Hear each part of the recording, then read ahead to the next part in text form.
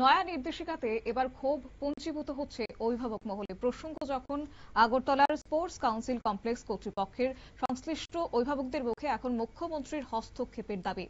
আগরতলার sports council কমপ্লেক্সকে ঘিরে নতুন বিতর্কের দানা বেঁধেছে। সম্প্রতি জারি হওয়া নয়া নির্দেশিকাকে ঘিরে ক্ষোভ ফুটছে। অভিযোগ হচ্ছে নতুন নিয়মে শিশু ও কিশোর খেলোয়াড়দের প্রশিক্ষণ সময় কমিয়ে দেওয়া হয়েছে, পাশাপাশি কোচিং ফি এবং শর্তাবলীতেও এসেছে বিরাট পরিবর্তন। এই প্রসঙ্গে শুরুতেই শোনাবো যে অভিভাবকরা কি বলছেন।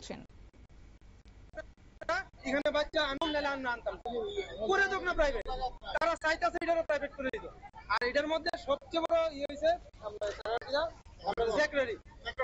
এক বছরের মধ্যে ইদানিং এক বছরের মধ্যে এত রুলস লাগু করতেছে যে এটার মধ্যে আমরা আর বাচ্চা দিতাম না। কারণ আমরা সবার ডিসিশন এটা তারা লাগো কি হোক, আমরা জিমনাস্টিক আমরা দিতাম।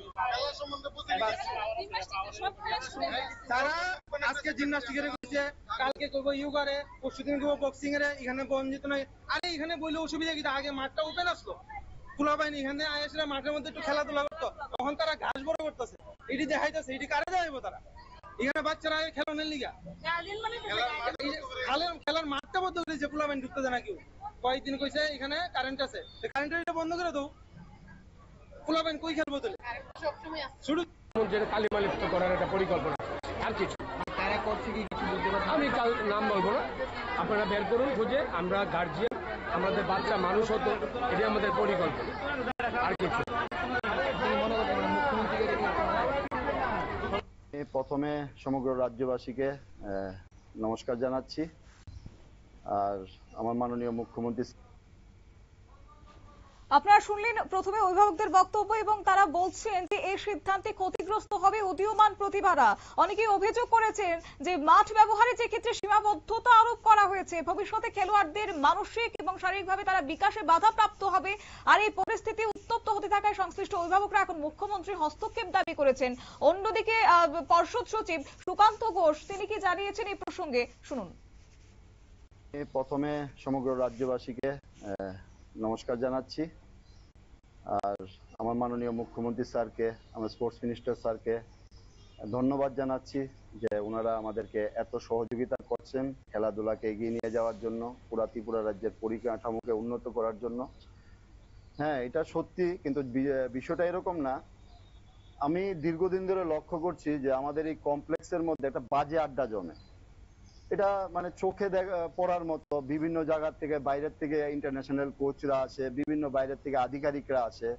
অনেকে আমাকে কমপ্লেনও করেছে যে যেখানে সেখানে গার্জিয়ানরা বসে লুডু খেলছে, কাপড় বিক্রি করছে, কসমেটিক বিক্রি করছে, বিভিন্ন আড্ডা মারছে, গাছের পাতা ছিঁড়ছে বা বিভিন্ন জায়গাতে পানের পিক ফেলছে। আমি তা দফায় দফায় কয়েকবার তাদেরকে নিয়ে মিটিংও করেছি যে দেখুন, আপনাদেরকে আমি এটার ভিতরে ঢুকতে দেবো বা অ্যালাউ করবো তখনই যদি আপনারা ডিসিপ্লিন অনুযায়ী এটাকে ব্যবহার করতে পারেন, নাইলে আমি কিন্তু আপনাদেরকে ঢুকতে দেব না। তারপরে দেখা যায় বিভিন্ন সময় শৌচালয়ে যায়, নোংরা করে চলে আসে। তো আমরা বলার মতো কিছু থাকে না। তো আমাদের যারা সাফাই কর্মীদের উপরে প্রেশার আসে, তাদের উপরে চাপ আসে। তাই এই কারণে আমরা একটা মিটিং করে সিদ্ধান্ত নিয়েছি, কোচেসদের সঙ্গে মিটিং করেছি যে কোচেসদেরও আমাদের সঙ্গে একমত যে স্যার, বিভিন্ন সারা ত্রিপুরা রাজ্যের যে এতগুলা স্কুল আছে, কোনো স্কুলের তো গেটের ভিতরে কোনো গার্জিয়ান এলাও করা নিষেধ। সেই জায়গাতে আমাদেরটাও তো একটা স্পোর্টস স্কুল, আমরা কেন গার্জিয়ানরা এলাও করবো ওই জায়গাতে? ঠিক আছে, আমরা গেট থেকে তাদেরকে রিসিভ করবো বাচ্চাদেরকে, ছুটির পরে আবার গেটে বাচ্চাদেরকে গার্জিয়ানদের হাতে উঠিয়ে দেবো। তা আমাদের এই কমপ্লেক্সটা একটা ডিসিপ্লিনে থাকার মতো। স্পোর্টস কাউন্সিলের পক্ষ থেকে পর্ষদ সচিব সুকান্ত ঘোষের বক্তব্য আপনারা শুনলেন এবং মোট কথা তাদের কথা অনুযায়ী সর্বনির্দেশিকায় শৃঙ্খলা এবং নিরাপত্তা বজায় রাখার স্বার্থে তারা জারি করেছেন। তবে এখন দেখার বিষয়, যেহেতু খেলাধুলো হচ্ছে রাজ্যের একটা গর্ব এবং বিশেষ করে যারা শিশুরা রয়েছেন তাদের মানসিক বিকাশ ঘটাতে আগামী দিনে সংগঠন কিংবা পর্ষদের পক্ষ থেকে সেক্ষেত্রে সিদ্ধান্তে বদল আনে কিনা, তাই এবার লক্ষণীয় বিষয়। নিয়ে নিচ্ছে ছোট্ট একটি বিজ্ঞাপন বিরতির সঙ্গে থাকুন।